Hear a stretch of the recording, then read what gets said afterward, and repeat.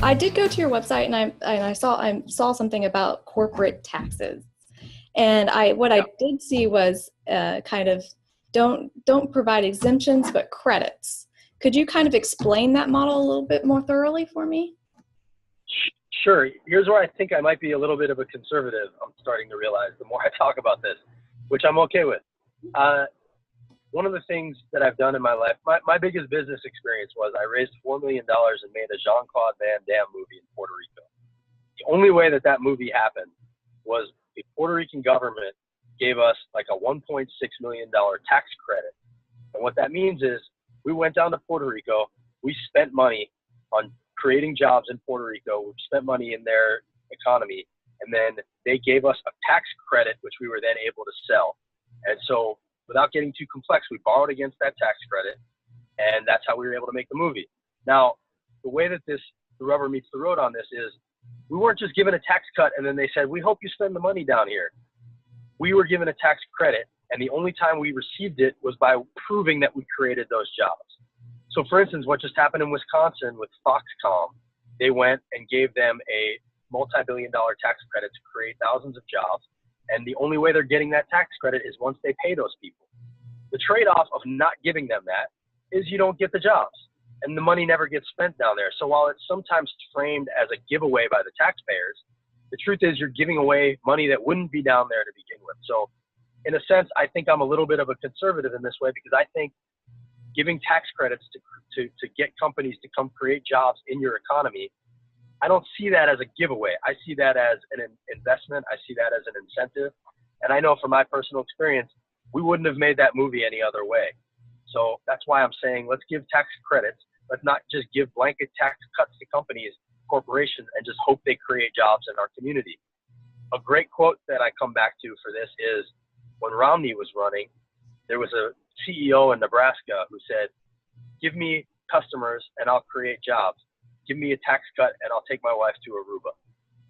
I think that's an honest way of looking at it. I don't think we should give tax cuts and hope that corporations create jobs like Marsh Blackburn wants to do, constantly talking about lowering their taxes. We shouldn't just lower their taxes.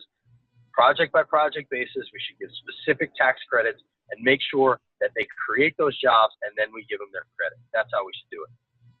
So currently under the Trump model, what I've seen is kind of, to keep a corporation in a location, what we'll do is we'll, give them a credit. But then they still outsource their jobs, or they start using what they're earning from that to automate some things. How would you reconcile that to just keep a corporation, not even just to kind of convince them to go to a location?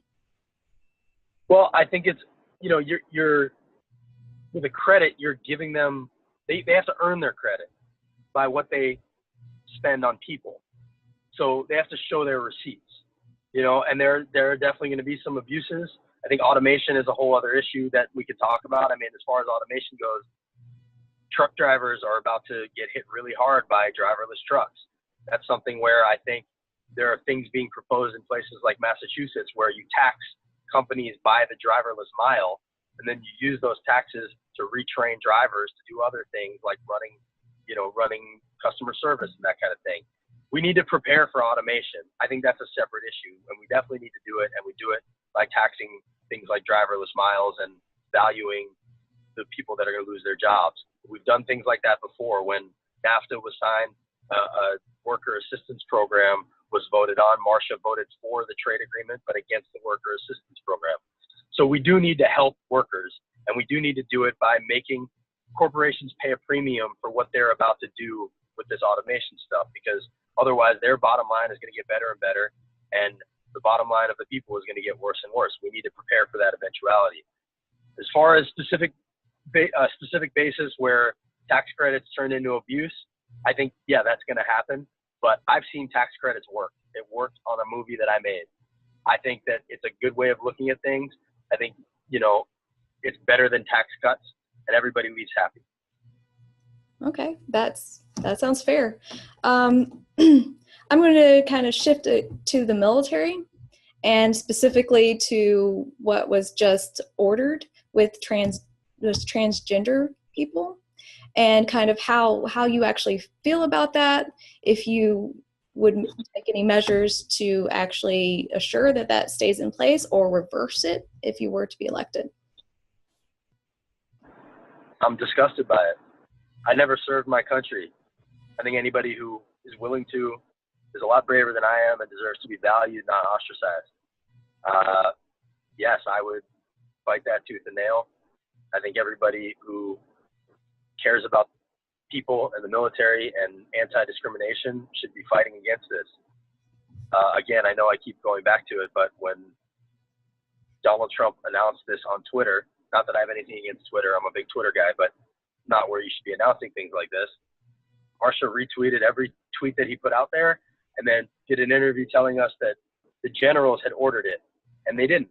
The generals were as surprised as we are. So I'm against this ban. I think it's un-American. I think we need to be inclusive, not exclusive. I think we need to appreciate people who are willing to fight for this country, and I think the whole thing is a travesty. Are you still there? Yeah, I'm here. Okay. Sorry about that. Let's see. Okay, so did you get that? I just in case you missed that, I'm disgusted by the trans ban. Yeah. And Marsha should be ashamed of herself. There we go. We got it. Is there anything you'd like to add to our discussion today? I'm going to get ready to wrap up here. No, I mean, look, I appreciate the tough questions. I think we need to keep having the conversation. The thing that I really want to preach is that we really need to be talking to people on the other side of the aisle. You know, I think one of the things that's hurting this country is that we're all in echo chambers and we're not listening to each other. I actually have no choice because I'm in a conservative district, so I'm being forced to talk to conservatives and Republicans, and my neighbors are conservative, and, you know, it's healthy. So I really encourage everybody to get out there and listen to each other. And I know at times it seems like there's no evidence to support anything the other side is saying, no matter what side you're on, but there's common ground to be found. I find it here every day, and I'm going to keep traveling this district and fighting to find it. And hopefully in the end, we flip this thing. Just out of curiosity, how are conservatives responding to your message with what you have to say? Is it positive overall, or kind of like it really is? It's a lot more receptive than I thought it was going to be. You know, I haven't been in rooms full of them, to be honest, but when I go to picnics and bicentennials and, you know, statue dedications, not Confederate ones, but wherever I'm going, people are willing to talk. And I've definitely converted some people. I won't name names, but I've had people sort of come to me on the sly and say, you know, I got you. Part of the reason, to be specific about my situation, I think no matter who you are, you know, 16 years is a really long time. Marsha's been in there 16 years.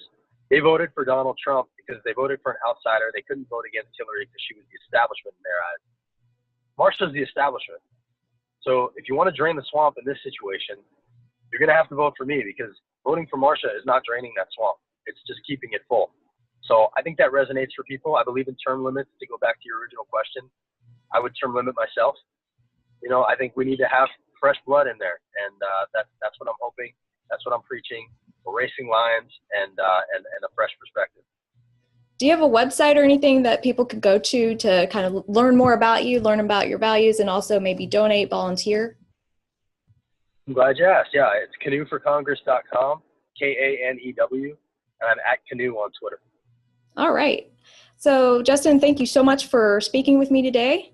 Again, I'm with the Independent Progressive, and you can also find me on Twitter at @TI_progressive and on Facebook at the Independent Progressive. And thank you so much for talking with us, and have a nice day. Thanks for having me. Sorry about the technical difficulties. No worries. All right. Bye. Thanks. Take care. You too.